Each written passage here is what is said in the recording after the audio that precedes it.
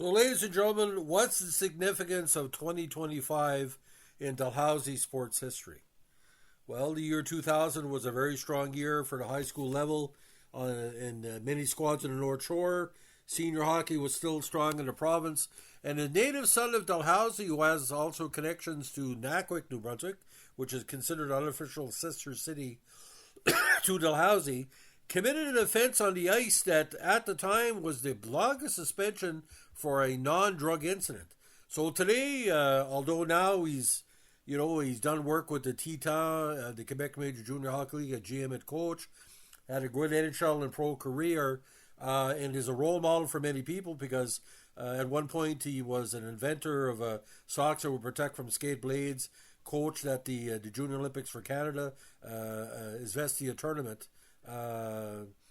He's got to be Gordie Dwyer. Now, in this incident, he was playing with the Tampa Bay Lightning. He was handed a 23-game suspension for not a regular season incident, but a preseason incident. This altercation, according to CBC, was with on-ice officials during a preseason game between the Lightning and the Washington Capitals. 3 automatic suspensions, total 23 contests. Now, during the third period of the Lightning's preseason game against the Capitals on September 19th, 2000, Dwyer got into a fight with Capitals player Joe Murphy and Joe Ricci. And of course, everybody knows Joe Murphy with the situation with his homelessness and mental health issues in recent years. And that's kind of a weird connection, but here we go.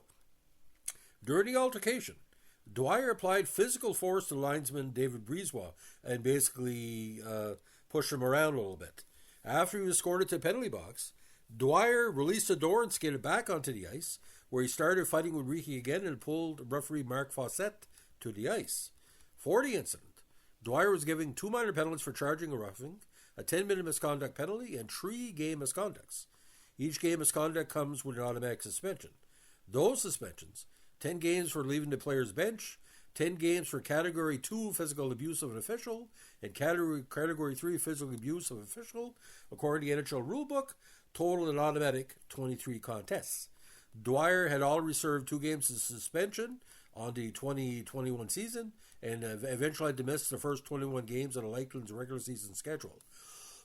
He was eligible to return on November 27th when the Lightning were scheduled to meet the Islanders. Now, at the time, Dwyer's contract was not too bad, but it cost him a bit of coin. Under the terms of the collective bargaining agreement, Dwyer had to give up nearly $40,000 of his salary. The fine had to go towards the NHL Players Emergency Assistance Fund. Now, Dwyer at the time, again, a very strong dude, typical member of his extended family. He's a player who likes to throw his 6'2", 216-pound frame around. Had just 1 assist in 24 games the previous campaign with Lightning, with 135 minutes in penalties. Now, I spoke to Gordie many times about the incident. I've covered, like I said, his pro career, his coaching career. Now we're seeing his son's doing well towards NCAA. And Gordie basically said, things happen in hockey, and most of the times, I don't think he intentionally meant to hurt in either one of the officials, but the heat of the game. I mean, if you go to Ranger games back in the senior glory years of Dalhousie in the 70s into the 90s and 2000s, it happens. Now, overall, Gordie played 5 seasons in the NHL for the Lightning, the Rangers, and the Montreal Canadiens. Again, he's serving as a longtime head coach and GM of the Acadie Baptiste Titan for the Quebec Maritime Junior Hockey League. Now, again, the native of Dalhousie, who just turned 47, he looks about 32, never ages, Gordie. Plays, of course, left wing. Now, he entered the NHL draft in 96, drafted 67th overall by the Blues. However, he didn't sign with St. Louis, and eventually was drafted by the Habs 152nd overall in 98. Now, as a youth, he played in the 92 Quebec International Pee Wee Hockey Tournament with a minor hockey squad for Drummondville. He attended Philimo Wright High School in Hull while playing for the prestigious Hull Olympics of the Q. He's also played for Laval Titan, Beauport Hafengs, Drummondville Voltigeurs, and the Quebec Empire in the Q. Now, drafted by the Blues in the third round, 67 overall of 96, could not sign an agreement. I did a story with Gordie about his re-entry years ago. He was eventually selected by the Habs.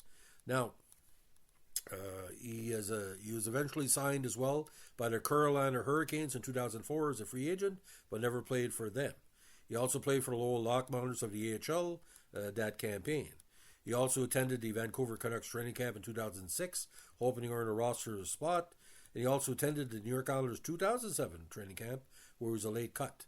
Through 108 NHL contests, he never scored a goal, though he obtained 5 assists and 394 minutes in penalties. He also played in Swedish Division 1. He also the Portland Pirates of the AHL, Villing Schwingagen of the SERC Wild Wings in the German Bundesliga, and also coaching career was quite amazing, ladies and gentlemen. Summerside Western Capitals and Maritime Junior A League for the 2010 campaign. He had a great season, won a Ken Cup there, and he was named the league's coach of the year in the 2011 campaign. Coached the PI Rocket for a little while, and he was named in the Hockey News 2011 edition of the 100 most powerful people in ice hockey, considered one of the top 40 under the age of 40. This recognition was a tribute to his assistance in developing of Tough and Light, a unisex, cut-resistant, protective sport sock.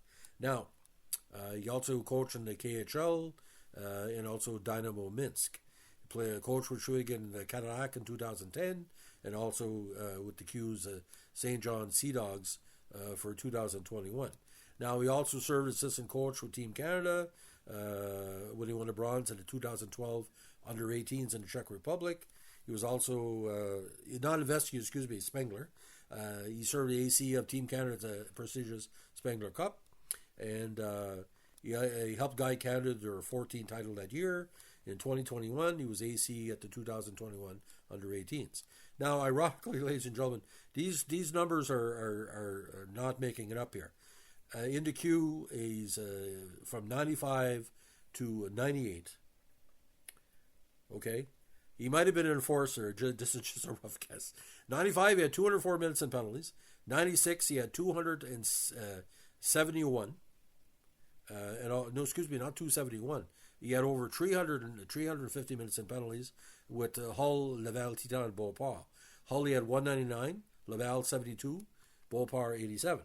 With Drumville in 97, he had 391 minutes in penalties, but 21 counters. 98, with Lampard, he had 365 minutes in penalties, including 18 goals.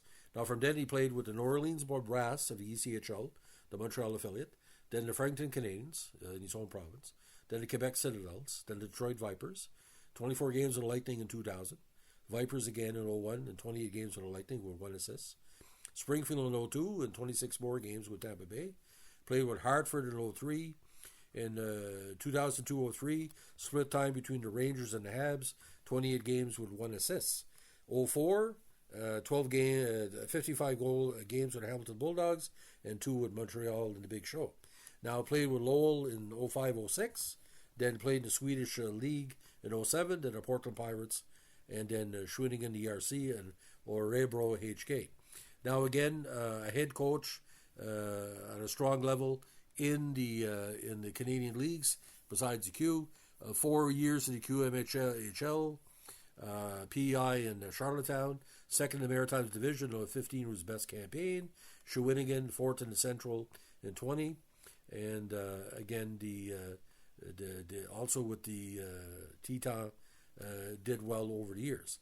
Now, ironically, ladies and gentlemen, he is probably part of a glory era of hometown heroes in New Brunswick. A lot of New Brunswickers are now playing in the NHL, but in the late 1990s and the early 2000s, he kind of was part of the resurgence of New Brunswick NHLers. Now, Gordie's a very sensible guy, very good guy, handsome guy. I can call him a longtime friend. We don't talk every day, but I'm always supportive of Gordie, everything he does. His son committing to NCAA this week was a great announcement. Well, ladies and gentlemen, I still remember that 23 games, and I think it made CNN. And my dad came in, and I guess he still had sports news on CNN, and he said, "Is that your friend Gordie?" I said, "Yeah." He said, "How many games he's getting?" 23. So if you watch it on YouTube, it's a very interesting thing. That's, I think, the first time a person from Dalhousie got a multi-$1,000 fine for doing what we probably be paid to do in the North Shore Senior League, because you used to pay senior hockey players on the table back in the day. So he did like what any good Dalhousie Ranger would do, or Campbellton Tiger, but he did it on a referee. He didn't do it on a player. That's why he got the big fine. So, ladies and gentlemen, the great Gordie Dwyer, always a friend to New Brunswick.